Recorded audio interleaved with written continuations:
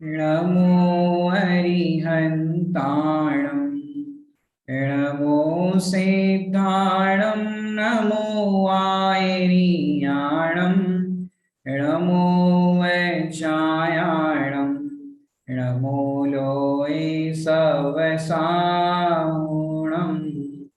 सतीर्थ वीर प्रभु का जग में प्रवर्ते निज तत्व बोध पाकर सब लोग हर्षे दुर्भावना न आवे मन में कदापि निर्विघ्न निरविकारी आराधना प्रवर्ते। विगत कई दिनों से हमारी समय सार ग्रंथादिराज बंद अधिकार पर चर्चा चल रही थी। अब हम एक नया ग्रंथ, हालांकि नया तो नहीं है, पंडित प्रवर जिसको आचार्य कल्प की उपमा दी जाती है, आचार्य कल्प पंडित प्रवर टोडरमल जी द्वारा रचित जो मोक्ष मार्ग प्रकाशक जी ग्रंथ है, उस मोक्ष मार्ग प्रकाशक ग्रंथ का एक सुंदर संकलन जो उस ग्रंथ के अंदर दृष्टांत का प्रकरण आता है, उन्हीं दृष्टांतों को संकलित करके मंगलायतन द्वारा ये सुंदर ग्रंथ हमारे सामने अभी आया है। उस ग्रंथ के माध्यम से हम सिर्फ दृष्टांत को देखेंगे कि उस दृष्टांत में कैसे अद्भुत सिद्धांत भरे हैं। आपके सामने ये ग्रंथ भी दिख रहा होगा। नाम है इस ग्रंथ का मोक्ष मार्ग प्रकाशक दृष्टांत वैभव। ये मंगलायतन अलीगढ़ से छपा हुआ है। इसमें सिर्फ दृष्टांत ही दृष्टांत दिए गए हैं और वो दृष्टांतों के अंदर क्या सिद्धांत है, ये सिद्धांत भी पंडित प्रवर टोडरमल जी साहब ने बहुत ही सुंदर और सरल रीति से दृष्टांतों को खोला है। उन दृष्टांतों को हम देखेंगे और साथ साथ उस दृष्टांत से क्या सिद्धांत कहना चाहते हैं, उस सिद्धांत को भी हम समझेंगे। माने विद्वानों की परंपरा में पावन प्रवाह में देखा जाए तो महामनीषी पंडित टोडरमल जी का नाम अग्रगण्य है। माने गृहस्थ होते हुए भी आचार्य कल्प जैसी महिमा उनको दी गई है। माने महामहिम उपाधि से उनको अलंकृत किया गया है। माने उनका अलंकृत इस तरह से कि चुंबकीय एक व्यक्तित्व था। जो भी उनके पास तत्व की चर्चा करते थे वो माने उनकी तरफ खींचे खींचे चले जाते थे। ऐसे व्यक्तित्व के वे धनी थे और आत्महितैषियों के लिए वो आकर्षण का एक केंद्र थे। आचार्य कल्प पंडित टोडरमल जी देखा जाए, उनको हम आपको परिचय बताते समय उनकी भी आपको एक झलक दिखाते हैं कि टोडरमल जी साहब कैसे थे। हालांकि इस तरह की स्केच हमारे पास उपलब्ध है कि वो चारों अनुयोग के प्रतिभा संपन्न युद्ध माने एक अग्रणी विद्वान थे और कर्णानुयोग के एक महान ग्रंथ गोमट सार, जीव कांड, कर्म कांड, लब्धि सार, क्षपणा सार, त्रिलोक सार आदि ग्रंथों पर लिखी गई उनकी एक बहुत ही सुंदर सम्यक ज्ञान चंद्रिका नाम की टीका है जो हमारे पास उपलब्ध है और आपके विशाल शास्त्र अभ्यास को प्रतिबिंबित करती है कि ऐसा सुंदर और अद्भुत कर्णानुयोग का भी उनको ज्ञान था। और वही उनके देखे तो और ग्रंथों के अंदर आपके द्वारा रचित आत्मानुशासन एवं पुरुषा सिद्धि उपाय ग्रंथ की देश भाषा वचनी का आपके अंतर में व्याप्त परिणामों की कोमलता को सूचक करती है। ऐसी आपने सुंदर टीकाएं लिखी। अनेकों शास्त्रों के आप मर्मज्ञ थे और आपने माने महान मौलिक माने जिसको कहते हैं महान मौलिक कृति जिसका नाम है मोक्ष मार्ग प्रकाशक, माने मोक्ष मार्ग का प्रकाश करने वाली कृति, वो भी मौलिक माने किसी ग्रंथ के आधार से कोई उसकी टीका कर देना या कोई उसकी व्याख्या कर देना ये तो थोड़ा सा सरल पड़ता है, लेकिन एक मौलिक ग्रंथ लिखना कि जिसका कोई आधारशिला ना हो, क्योंकि उसके अंदर क्या वे कहना चाहते वो तो उनके दिमाग में ही है, कोई आधार नहीं, लेकिन जो जो उन्होंने लिखा वो बहुत ही अद्भुत जो वर्तमान में हमको देखा जाता है। और टोडरमल जी साहब ने अपने ग्रंथों में इस मौलिक ग्रंथ में मोक्ष प्रकाशक में ऐसा भी लिखा है, ये दुख आप पे बीतते हैं कि नहीं है, ऐसा भी वो प्रश्न करके हमसे पूछते हैं कि ये दुख आप पे बीतते हैं कि नहीं। और वास्तव में हमें ऐसा फील करके सोचना चाहिए कि हाँ ऐसा होता है। जितना जितना टोडरमल जी साहब ने विषय खोला है वो विषय को हम समझ सकते हैं कि सचमुच वो अद्भुत प्रतिभा के धनी थे। और तो और टोडरमल जी साहब की खूबी बताओ जो वक्ता के अंदर होनी चाहिए, प्रश्न ही स्वयं खड़ा करे और उत्तर ही स्वयं दे।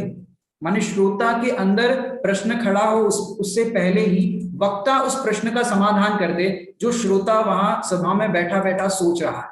तो कई बार श्रोताओं को भी ऐसा होता है कि पंडित जी जो हम सोच रहे थे उसी का खुलासा आपने कर दिया, हमको तो प्रश्न ये कब से हो रहा था कि हम आपसे पूछे, लेकिन प्रवचन के अंदर ही आपका समाधान आ गया। तो ऐसा भी देखने में आता है। अभी अपन ये देखे, इस मोक्ष मार्ग प्रकाशक ने अपनी ख्याति को चार चांद लगा दिया है और उपलब्ध ये जो ग्रंथ है मोक्ष मार्ग प्रकाशक, और ये उस ग्रंथ के अंदर जितने दृष्टांत आए हैं उन दृष्टांतों का ही संकलन है जो अभी हम स्वाध्याय करने जा रहे हैं। इस उपलब्ध ग्रंथ के अंदर देखा जाए तो अधिकार 9 है। कितने अधिकार है? 9 अधिकार में इसका विभाजन किया गया है।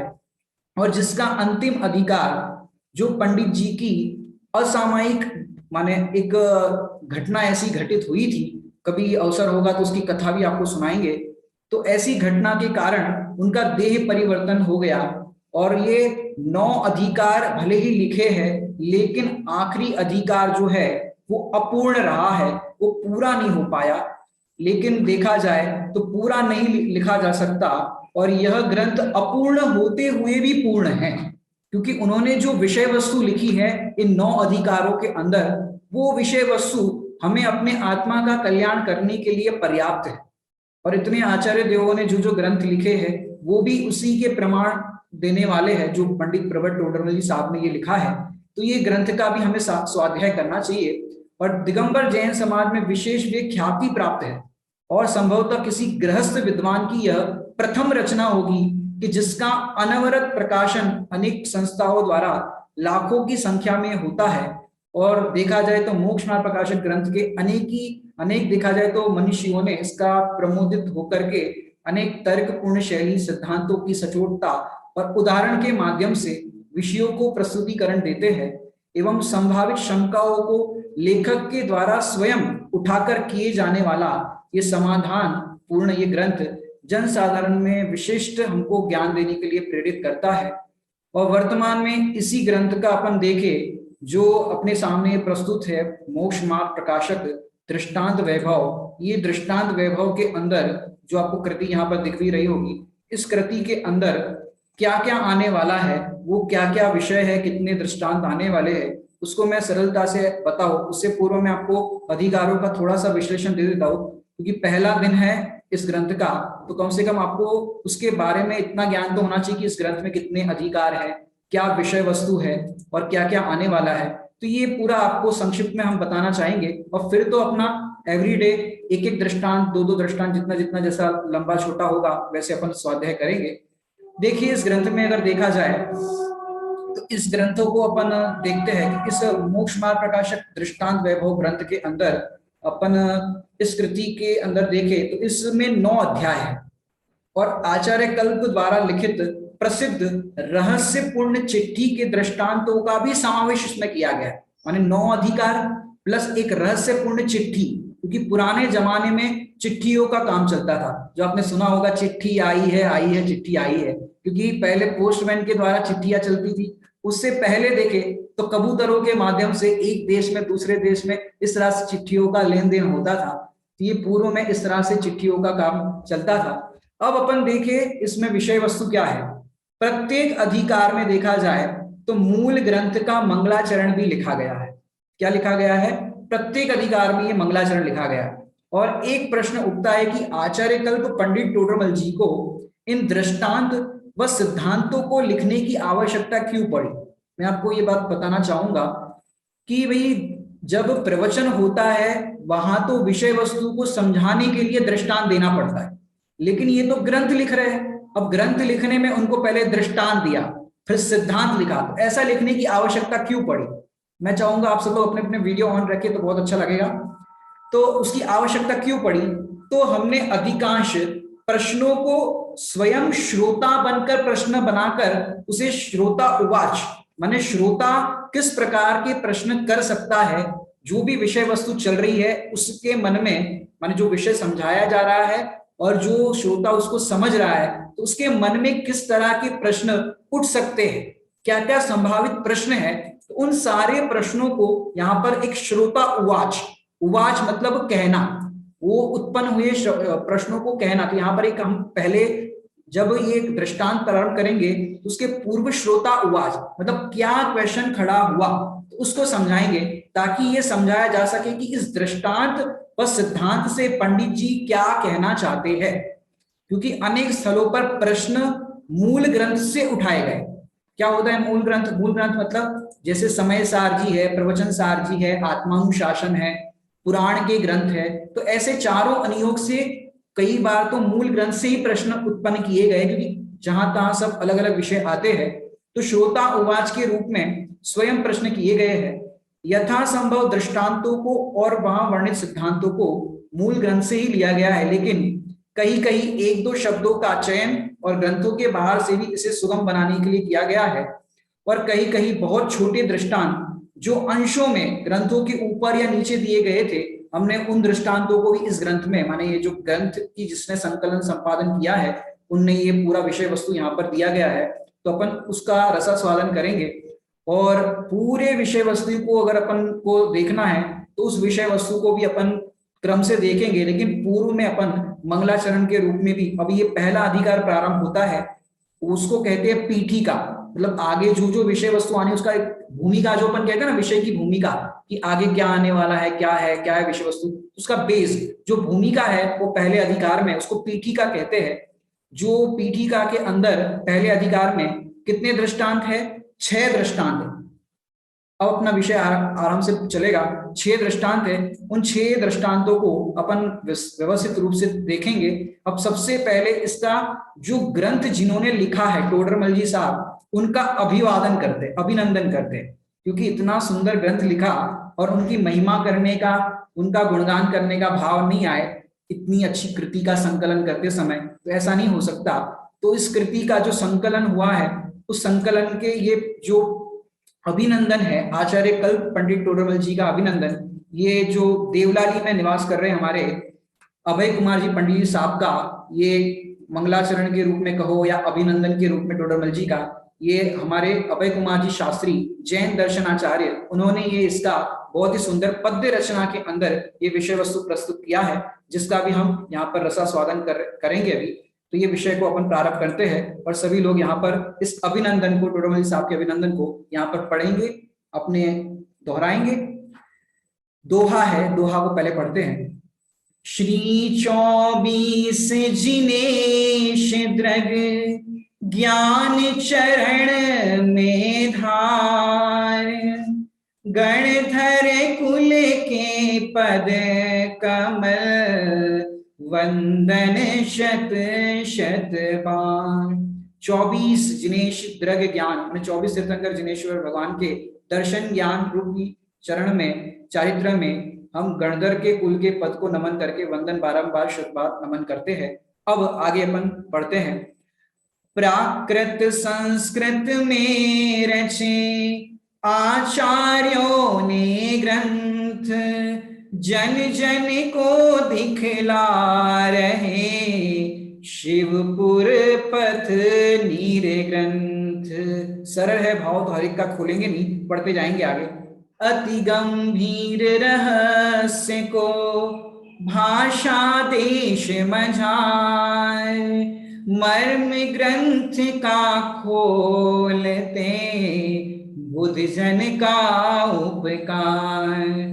मौलिक प्रतिभा के धनी बहुश्रुत जिन और धार, मोक्ष मार्ग प्रकाश के टोडरमल करता।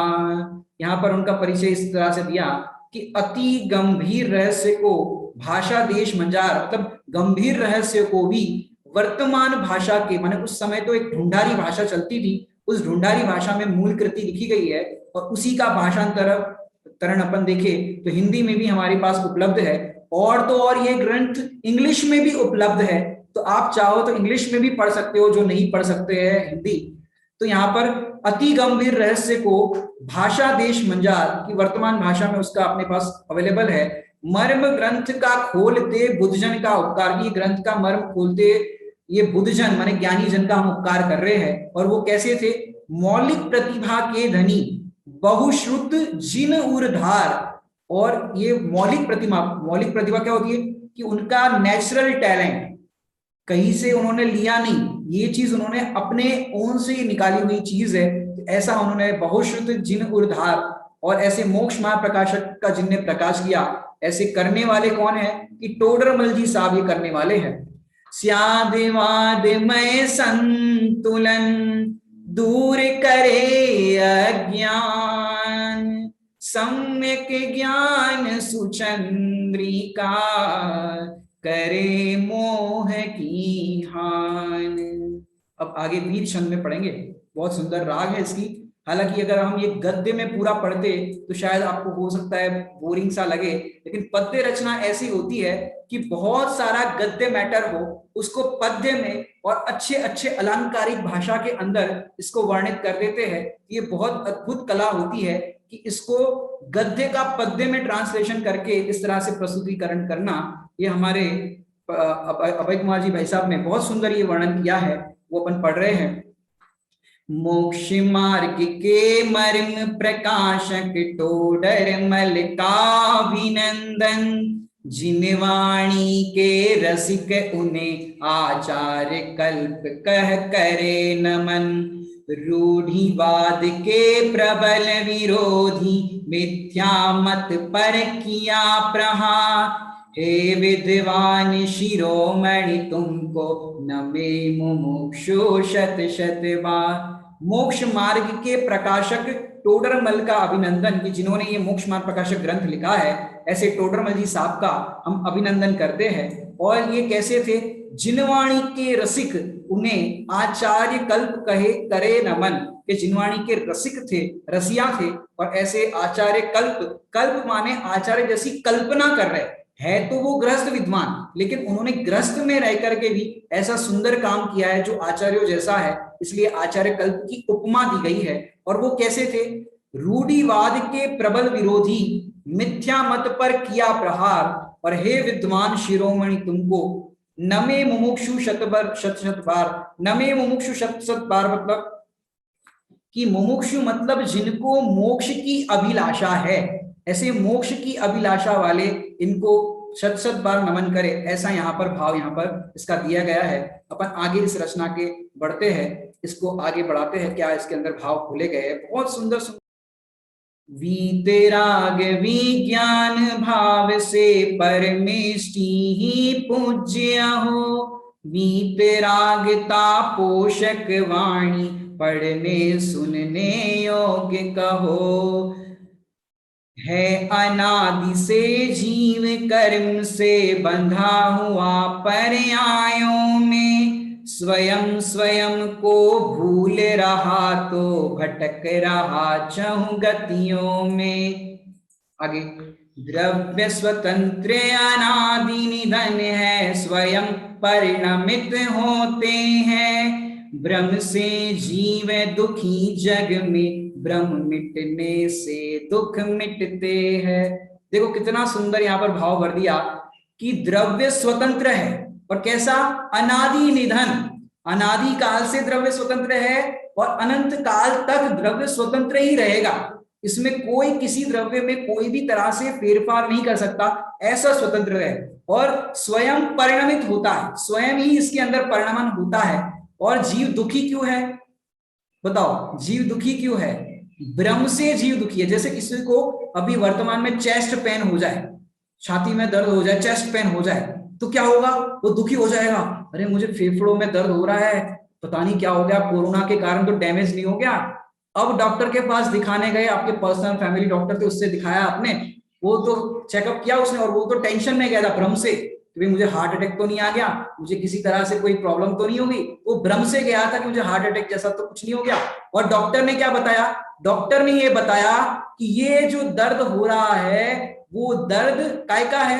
ये तो गैस ट्रबल का दर्द है। काय का है? गैस ट्रबल का दर्द है। इस गैस ट्रबल के दर्द को क्या कहा कि ये गैस ट्रबल का दर्द है, वास्तव में तुम्हें हार्ट अटैक नहीं है।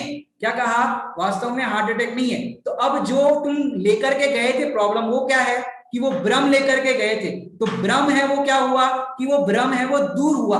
ब्रह्म से तुम अपने आप को क्या मान रहे थे, मुझे हार्ट अटैक हो गया, और जैसे ही यहां पर तुमने देखा कि मुझे हार्ट अटैक नहीं, ये तो गैस ट्रबल था, तो तुमको ब्रह्म से जीव दुखी है जग में, ब्रह्म मिटने से दुख मिटते, ये जीव ब्रह्म से दुखी है, ऐसे ही हम भी दुखी क्यों है, ब्रह्म से दुखी है, और ब्रह्म मिटने से ही दुख मिटते। ये दुख कैसे मिटेंगे कि ब्रह्म मिटने से दुख मिटते हैं। आगे, दुख के कारण मिटने से ही सिद्ध प्रभु है परम सुखी, तत्व विचार करे यदि हम तो हम भी होगे परम सुखी। सरल भाव है, इंद्रिय ज्ञान जानता तन को अत एकता तन से की, सात प्रयोजन भूत तत्व की मिथ्या श्रद्धा करे दुखी, मिथ्या श्रद्धा के संग में सब ज्ञान चरित भी मिथ्या हो, जान बूझ कर मूड रहे यह अरे मोह महिमा देखो। कि इंद्रिय ज्ञान जानता तन को, ये इंद्रिय ज्ञान क्या करता है, शरीर को जानता है, अतः एकता तन से, माने ये जो अपनी क्लास चल रही ना अभी, ये इंद्रिय ज्ञान से भेद विज्ञान करने के लिए क्लास चल रही है अपनी अभी वर्तमान में।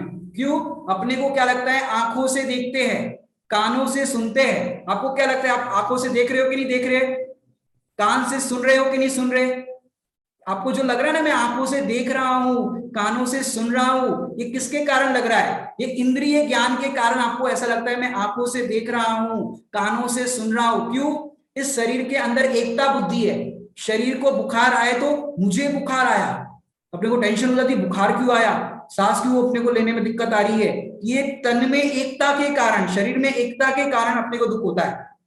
सात प्रयोजन भूत तत्व की मिथ्या श्रद्धा करे दुखी, कि जो दुखी होगा वही सात प्रयोजन भूत तत्व की मिथ्या श्रद्धा करेगा। जीवादि जो प्रयोजन भूत तत्व है ना, वो सात तत्वों की मिथ्या श्रद्धा कौन करेगा, जो दुखी होगा वही करेगा, उसके अलावा कोई नहीं करेगा। मिथ्या श्रद्धा के संग में सब ज्ञान चरित भी मिथ्या हो, कि जब आपका मिथ्या श्रद्धान होगा तो इस मिथ्या श्रद्धान के कारण आपका जो ज्ञान है, जो हर समय ज्ञान ज्ञान रूप से है, श्रद्धा है वो भी निर्मल है, चारित्र है वो भी निर्मल है, तो ज्ञान श्रद्धा चारित्र तो एकदम एज इट इज प्योर है, लेकिन वो प्योरिटी वाले ज्ञान श्रद्धा चारित्र भी मिथ्या श्रद्धान के कारण सारे मिथ्या हो जाते हैं। दृष्टांत देकर के आपको समझाना चाहूंगा कि किस प्रकार हो जाते हैं, कि जैसे आपका लड़का तो बहुत बढ़िया है, मंदिर जाता है, पूजा पाठ करता है, स्वाध्याय करता है, तो इस तरह का पूरा वो करने के कारण भी, तो ये इंद्रिय ज्ञान के कारण क्या होता है, इस जीव को अंदर में ये लगता है कि मैं क्या करता हूं, कि मैं इंद्रिय ज्ञान से जानता हूं, इसके कारण अभी मैं बता रहा था ना, मिथ्या श्रद्धान से ज्ञान श्रद्धा और चारित्र तीनों कैसे हो जाते हैं, मिथ्या हो जाते हैं। दृष्टांत देता हूं कि जैसे आप देखो ज्ञान श्रद्धा और चारित्र कैसे मिथ्या हो जाते हैं, कि इंद्रिय ज्ञान है और आपको लगता क्या है कि मैं इससे जानता हूं, ज्ञान श्रद्धा चारित्र कैसे विपरीत हो जाते हैं। जैसे मैं आप दृष्टांत दे रहा था कि आपका लड़का मंदिर जा रहा हो, पूजा पाठ करता हो, स्वाध्याय करता हो, पूरा अच्छा हो, लेकिन कोई लड़का मंदिर नहीं जाता, सिगरेट पीता है, तंबाकू खाता है, गाली देता है, ऐसे लड़के के हाथ माने गले में हाथ डाल के घूमता हुआ दिखे और किसी ने आपको देख लिया, तो लोग क्या कहेंगे, आपके पेरेंट्स को जाके क्या कहेंगे कि आपका लड़का बिगड़ गया। क्यों, वो लड़के के साथ घूम रहा था, इसलिए क्या कह रहे, आपका लड़का बिगड़ गया। क्यों बिगड़ गया, उसके साथ घूम रहा था। देखो, गलत लड़के की संगति में जाने पर आपका लड़का कितना ही अच्छा है, पूजा पाठ स्वाध्याय सब कुछ बहुत बढ़िया कर रहा है, लेकिन गलत लड़के की संगति में पूरा लड़का क्या कह रहे, लड़का बिगड़ गया। ऐसे मिथ्या श्रद्धान की संगति में ये होता है, जीव का मिथ्या श्रद्धान होता है, उसका ज्ञान श्रद्धा चारित्र ये सारे मिथ्या कहने में आते हैं सब। फिर क्या लिख रहे हैं यहां पर, जान बूझ कर मूढ़ रहे यह अरे मोह महिमा देखो। क्या कर रहे हैं, जान बूझ करके मूढ़, जान बूझ करके हम अपने आप को मूर्ख बना रहे हैं। अभी अप्रैल महीना चल रहा है ना, नहीं अब तो मई शुरू हो गई, मई शुरू होगी ना, तो अप्रैल महीने में क्या करते हैं, अप्रैल फूल बनाते हैं। अपने को क्या लगता है हम दूसरे को फूल बना रहे हैं, लेकिन आप दूसरे को फूल नहीं बना रहे हो, अपने आप को ही फूल बना रहे हो। अनादि से इस जीव ने अपने आप को ही फूल बनाया, इस कारण से ये जीव दुखी रहा। आगे देखते हैं, बस अब एक दो क्षण बाकी है इसके अंदर, फिर अपन आगे का विषय देखेंगे। हाँ जी। मिथ्या मत बहु प्रचलित जग में, अग्रहित मिथ्या पोषक, जिन मत में भी कल्पित रचना, तीव्र कषाई जीवो कृत, कुगुर कुदेवादिक सेवन ही, मिथ्या श्रद्धा पुष्टि करे, देव धर्म गुरु है सर्वोत्तम, इनसे ही शिव मार्ग चले। यहाँ पर जो अधिकारों में विषय वस्तु आई है उसको ही यहाँ पर प्रस्तुत किया है, क्योंकि उस समय भी जब ये ग्रंथ लिखा गया था, उस समय भी 250 वर्ष लगभग, अभी तो 300 हो गए, अभी 300 साल हो गए, ये अपन 3 शताब्दी वर्ष मना रहे हैं इस ग्रंथ का, 300 वर्ष इस ग्रंथ को हो गए। सोचो आज भी हमारे पास कितना सौभाग्य हमारा कि ये ग्रंथ उपलब्ध है। कि मिथ्या मत का बहुप्रचलित जग में, अग्रहित मिथ्या पोषक, कि ये मिथ्या मत समझते हो, मिथ्या मत कि जो अन्य मत अभी वर्तमान में चल रहे हैं, और अग्रहित मिथ्यात्व क्या है कि फलाना मंत्र पढ़ लो तो कोरोना भाग जाएगा। अब कितने लोग मंत्र पढ़ने में लगे लेकिन कोरोना तो नहीं भाग रहा है। कई लोग कहते थे गर्मी के सीजन में कोरोना भाग जाएगा, पिछली साल ऐसा कह रहे थे, माने महावीर जयंती से चला, ये दूसरी महावीर जयंती आ गई, फिर भी कोरोना नहीं भागा। बताओ कौन से पीर पैगंबर को बुलाया जाए, कौन सी माला फेरी जाए, कौन सा धागा बांधा जाए, क्या किया जाए, कौन सा हवन किया जाए, कैसे कोरोना भागेगा। ये जितने भी उपाय करते हैं मिथ्या मत वाले, ये सारा अग्रहित मिथ्यात्व का पोषण करने वाले, और नया मिथ्यात्व है वो उत्पन्न करते हैं, इसको कहते हैं ग्रहित मिथ्यात्व। और ये किसके द्वारा है कि तीव्र कषाई जीवों के द्वारा। और वो क्या करते हैं कि कुगुरु कुदेव आदि का सेवन करते हैं। कुगुरु मतलब खोटे गुरु, जो सच्चे गुरु नहीं है। सच्चे गुरु कैसे होते हैं हमारे मुनिराज, कि जो सर्व आरंभ परिग्रह के त्यागी होते हैं वो हमारे मुनिराज होते हैं, वो सच्चे गुरु है।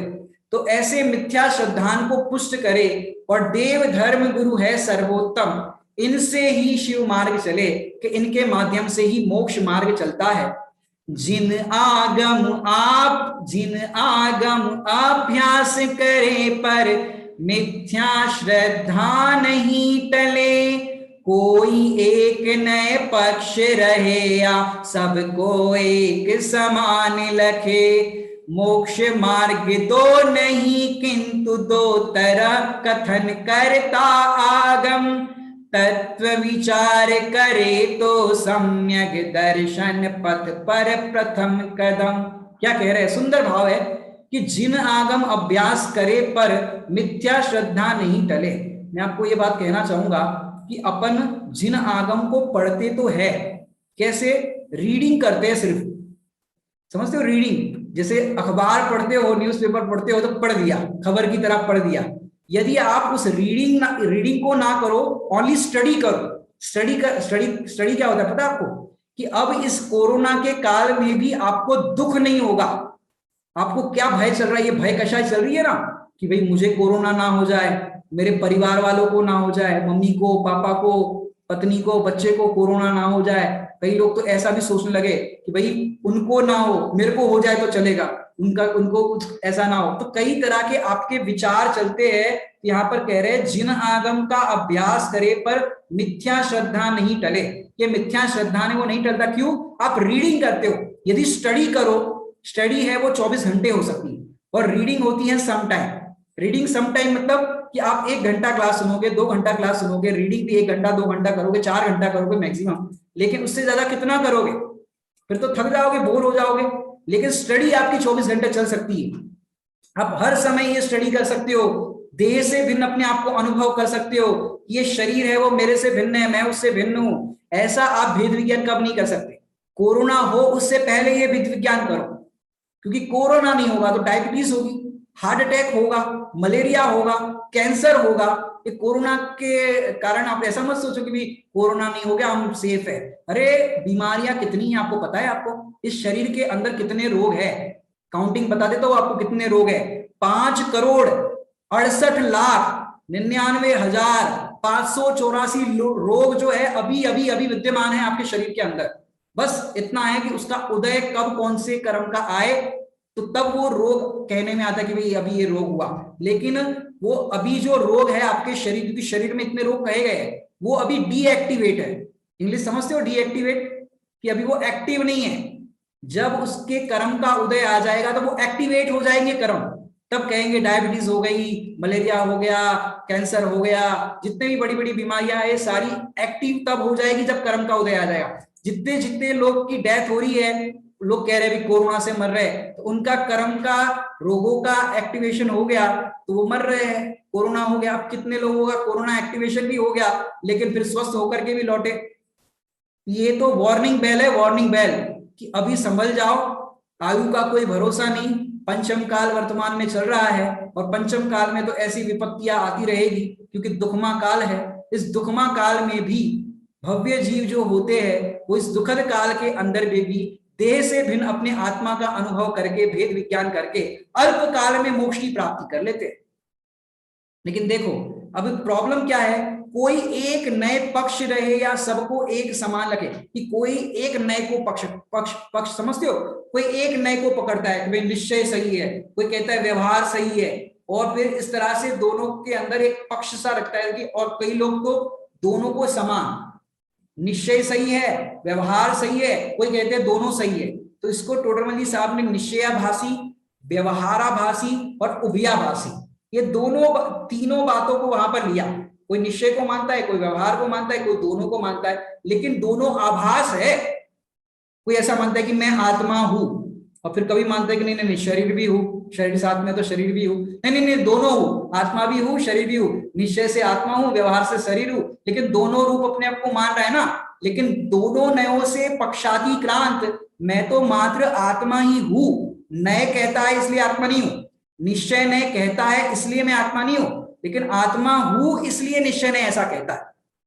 फिर मोक्ष मार्ग दो नहीं किंतु दो तरह के कथन है। मोक्ष मार्ग कितने प्रकार के होते हैं, कि मोक्ष मार्ग तो एक ही प्रकार का, छेड़ाला जी के अंदर आप पढ़ते हो ना, मोक्ष मार्ग एक ही प्रकार का है, उसका निरूपण दो प्रकार से है, और ये दो तरह के कथन करता। आगम तत्व विचार करे तो सम्यक दर्शन, माने आगम के द्वारा जो लिखा गया है उसके अनुसार अपना विचार करे मेरा स्वरूप कैसा है, तो सम्यक दर्शन के पथ पर प्रथम कदम रखा जाएगा, जो मोक्ष महल की प्रथम सीढ़ी है।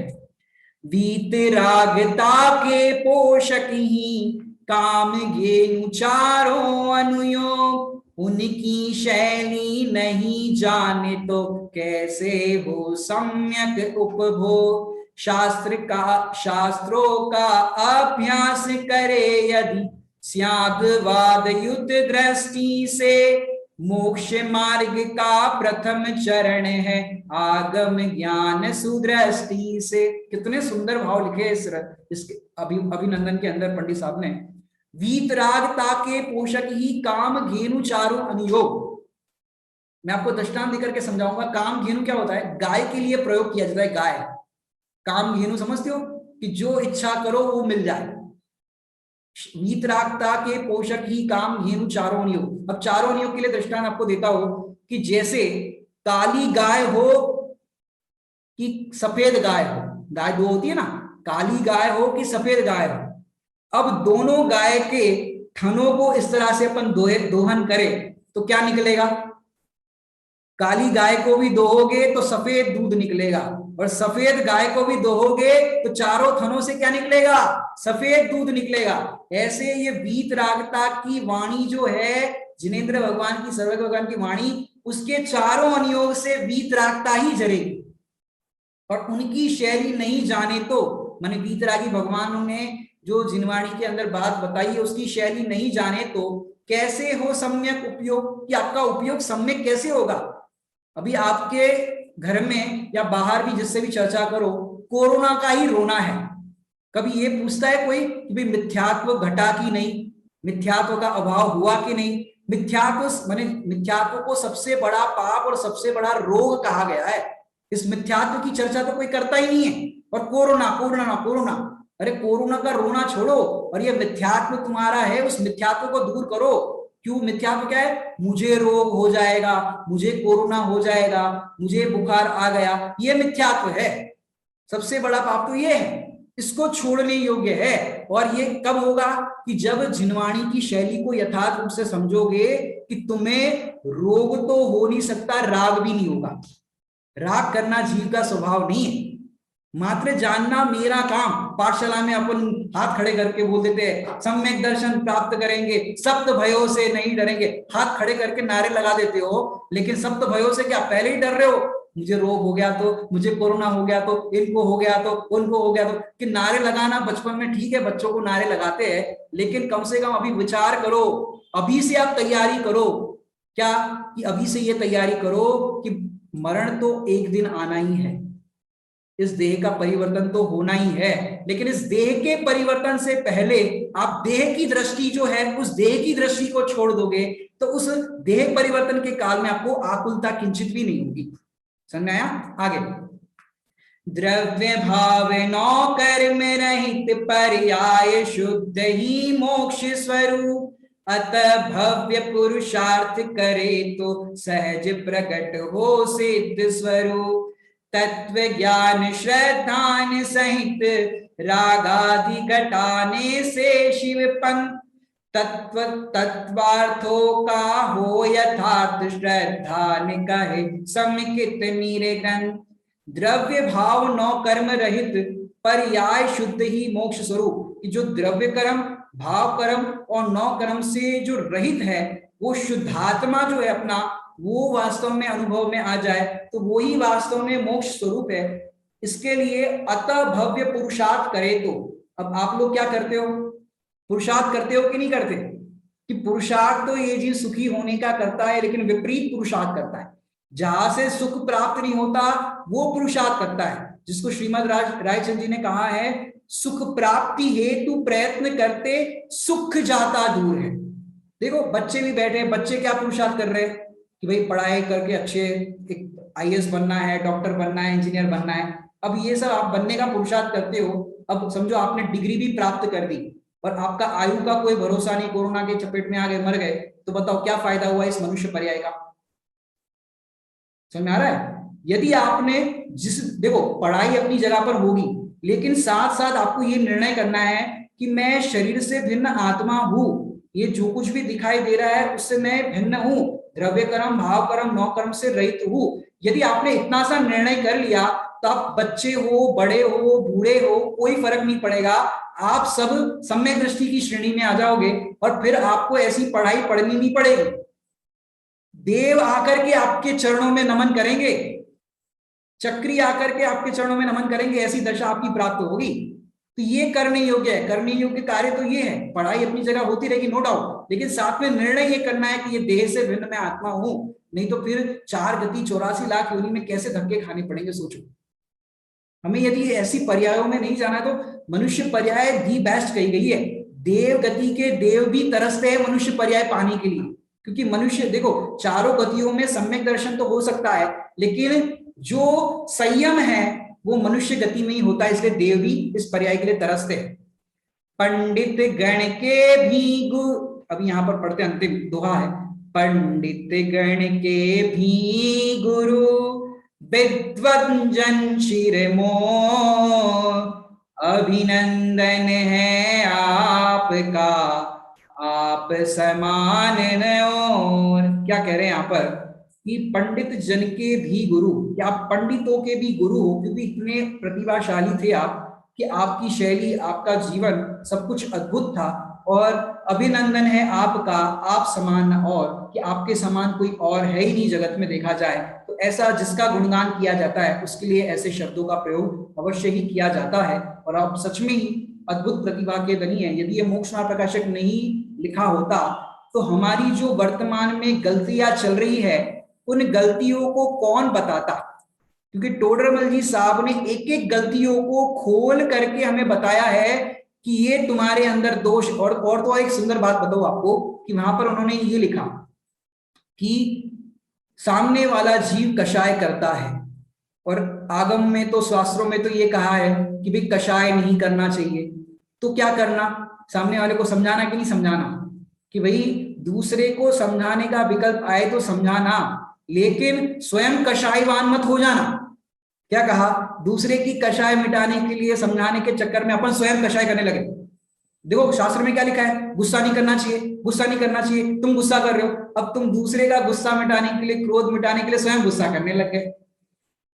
तो ऐसा हमें नहीं करना चाहिए। ऐसी अद्भुत शिक्षाएं टोडरमल जी साहब ने इस मोक्ष मार्ग प्रकाशक ग्रंथ में लिखी है। और जो ये दृष्टांत वैभव जो है, उस दृष्टांत वैभव को अगर आपके पास कृति है तो आप इस कृति का स्वाध्याय कर सकते हैं। और यहाँ पर भी प्रतिदिन एक एक दृष्टांत या दो दो दृष्टांत जैसे भी होंगे, हम दृष्टांतों का प्रयोग करेंगे और इसका स्वाध्याय करेंगे। अभी का यार समय हो गया है और कल से हम पहले दृष्टांत से चर्चा प्रारंभ करेंगे।